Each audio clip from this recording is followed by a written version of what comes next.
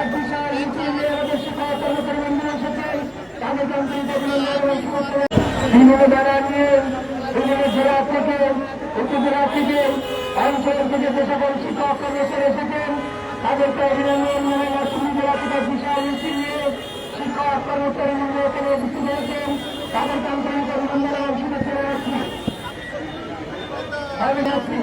আমাদের অভিনয় যার নেতৃত্বে কেন্দ্রীয় সদস্য নেতৃত্বে এসেছে সেটি নেতৃত্ব দেওয়ার জন্য আমরা তাকে ধন্যবাদ জানাচ্ছি।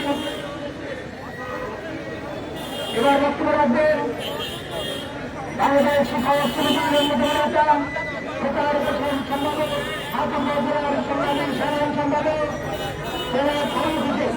ফারুক হোসেন। এখন সংক্ষিপ্ত বক্তব্য, এখন যারা বক্তব্য রাখবেন তারপরে 2 মিনিটের বক্তব্য শেষ করবেন।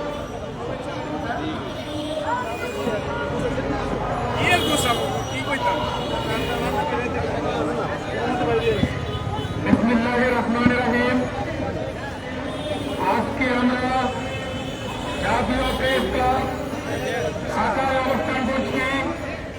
বেসরকারি শিক্ষা ব্যবস্থা জাতীয় করার উপলক্ষে সারা বাংলাদেশের 8টি শিক্ষক সংগঠনের সমন্বয়ের বাংলাদেশ শিক্ষক কর্মচারী পরিষদের সম্মানিত চেয়ারম্যান আমাদের প্রিয় নেতা শেখ কাউসার আহমেদ খান সহ সকল সংগঠনের নেতৃবৃন্দ, সকলকে বাংলাদেশ শিক্ষক সমিতির ভিডিও, সকলকে বাংলাদেশ শিক্ষক কর্মচারী পরিষদের পক্ষ থেকে অভিনন্দন, শুভেচ্ছা, স্বাগতম।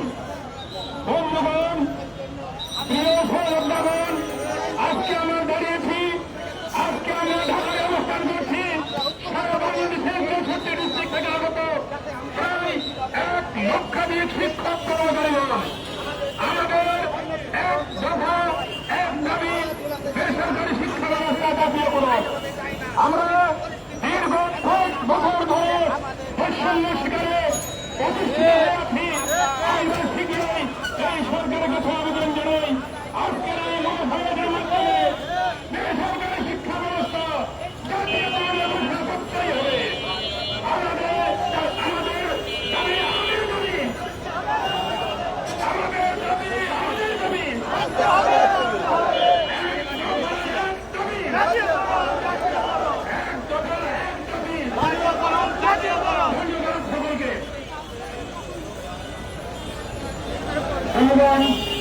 ইতিমধ্যে আমাদের মাঝে আজকে এই কর্মসূচির সাথে সংহতি প্রকাশ করার জন্য এবং আমাদের শিক্ষা ব্যবস্থা জাতীয়করণের যে দাবি সেই দাবির সাথে একাত্মতা প্রকাশ করার জন্য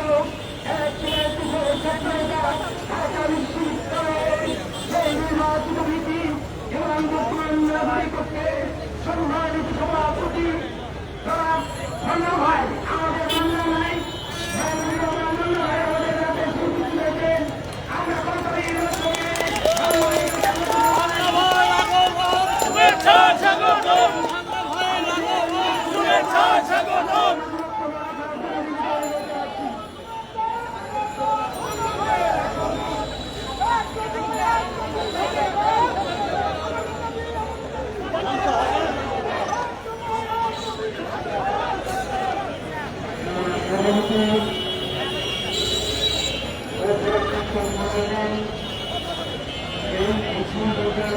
দাঁড়িয়ে থাকা আমাদের সাথীরা বন্ধুরা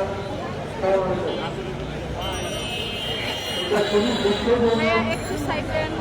স্বাধীনতার ৫৫ বছর পরে জুলাই আগস্ট 9 মাস পরে আপনাদের সংস্থাদের সামনে সংস্করণে উজ্জ্বল হতে এরকম করে দাঁড়াতে হচ্ছে। আমি প্রথমেই আপনাদের সাথে গভীর সহানুভূতি, সমবেদনা এবং সংহতি প্রকাশ করছি। এই দাবি নিয়ে ব্যক্তিগতভাবে যদি আমাকে বলেন, আমি যখন ঢাকা বিশ্ববিদ্যালয়ে ঘুরছি তখন থেকে সংগ্রাম করছি।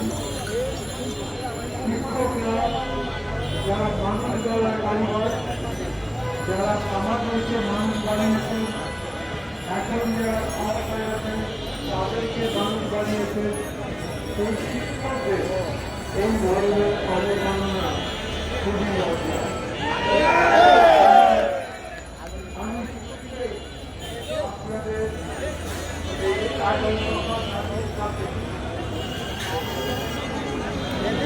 এই 11 দফা দাবির সাথে পূর্ণাঙ্গ সংহতি এবং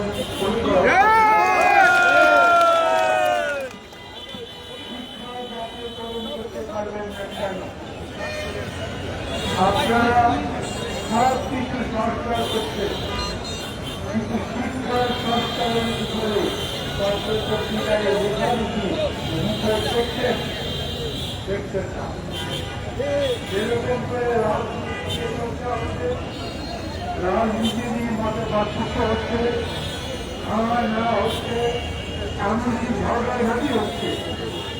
তো জাতির মেরুদণ্ড যে শিক্ষা, তো শিক্ষার উপরেও সেরকম করে কাজ হচ্ছে না।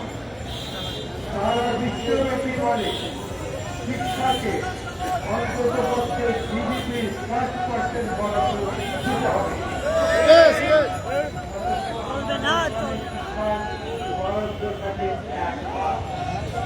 তাহলে শিক্ষকদের জীবনের মান বাড়বে না, আর শিক্ষকদের জীবনের মান যদি না বাড়ে তাহলে শিক্ষকের শিক্ষার মান বাড়বে কিভাবে? এর সাথে সাথে এই দাবিনামার মধ্যে 11 দফার মধ্যে আপনারা যে সমস্ত দাবি তুলে ধরেছেন, সেই দাবিগুলো নিজেদের জীবনের মান, জীবনযাপন, নিজেদের থাকা খাওয়ার পরিবেশ সব মিলে একটা মানুষের জীবনের মান উন্নত করবার যে দাবি আছে সেটা খুবই ন্যায্য, সেটা অস্বীকার করবার আমি জেনে এটাও খুবই চিন্তিত হয়েছি যে শেষ পর্যন্ত আপনারা সরকারের কাছে ধর্ণা দিতে তাদেরকে অনুরোধ করতে করতে ক্লান্ত, ব্যস্ত এবং সফল হতে না পেরে আগামী 17 তারিখ থেকে লাগাতার অনির্দিষ্টতম করছে অবস্থান ধর্মঘটের কথা বলছে।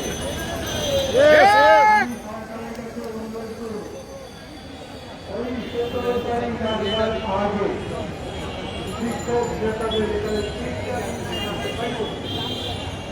সবাইকে নিয়ে নেতাদের সাথে কথা বলে এটার নিষ্পত্তির ব্যবস্থা করা। রাজনৈতিক নেতাদের সাথে যদি লাগাতার 4 দিন ধরে বসতে পারে তাহলে শিক্ষক নেতাদের সাথে 4 ঘন্টা বসতে পারবেন না। আর শিক্ষক নেতাদের সাথে যদি তাদের সাথে কথা না বলেন, তাদের দাবি, তাদের সমস্যার নিষ্পত্তি না করে, তাহলে ভালো শিক্ষা, এই যে সংস্কারের কথা বলছেন, নতুন সমাজে দেওয়ার কথা বলছেন, দেশ করতে দেওয়ার কথা বলছেন, আমাদের কাছে ভালো লাগার বিষয় বিশ্ববরেণ্য ব্যক্তিত্ব প্রফেসর ডক্টর মোহাম্মদ ইউনূস এখন আমাদের দেশ পরিচালনা করছেন। তিনি নিজে একজন কর্মী মানুষ। তিনি নিজে তার গ্রামের মধ্যে গরিব মানুষের গরিবী দূর করবার কাজ শুরু করে আজ সারা বিশ্বে আপ্লিত। অথচ শিক্ষকরা তাকে কাজ চালাতে পারবে না, এইরকম পরিস্থিতি তো আমরা চাইতে পারি না। সারা দুনিয়ার মধ্যে আপনি সম্মানিত, কিন্তু নিজের দেশে যদি মানুষ আপনার যদি আস্থা রাখতে না পারে, ভালোবাসা দেখাতে না পারে, তাহলে তার চাইতে লজ্জা আমাদের কি হতে পারে? অতএব আমি ব্যক্তিগতভাবেও প্রফেসর ইউনূসের কাছে এই উপদেষ্টা পরিষদের মধ্যে অনেক কিছু প্রফেসর আসিফ নজরুল বলেন, প্রফেসর আজহার বলেন, কোন প্রতিষ্ঠান থেকে আসছেন? আরো অনেকে আপনাদের দাবিগুলো বলুন। তারা হয়তো প্রাইমারি লেভেলে, মাধ্যমিক লেভেলে শিক্ষা দান করে, কিন্তু যেখানেই হোক তারা তারা এই শিক্ষকের সাথে ঐক্যবদ্ধ।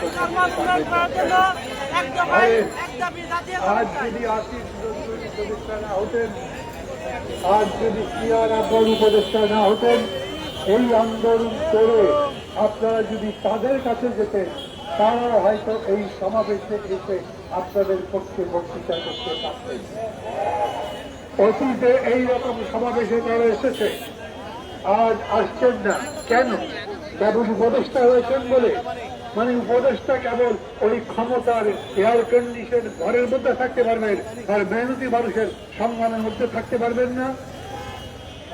যদি ওই এয়ার কন্ডিশন ঘর থেকে বেরিয়ে এই প্রেস ক্লাবে জনতার সাথে একাত্ম হওয়ার ক্ষেত্রে আপনাদের কোনো বাধা থাকে, তারা এইখানে থেকে এই আন্দোলনকে সমর্থন করে, এটা আমাদের দাবি। আমরা মনে করি বাংলাদেশকে যদি বদলাতে হয় তাহলে শিক্ষকদের বদলাতে হবে। আমরা মনে করি বাংলাদেশকে যদি বদলাতে হয় তাহলে শিক্ষাকে বদলাতে হবে। এমন শিক্ষা দান করতে হবে, এমন শিক্ষা চালু করতে হবে যে শিক্ষা দিয়ে উভয় প্রকারের শিক্ষক এবং শিক্ষার্থী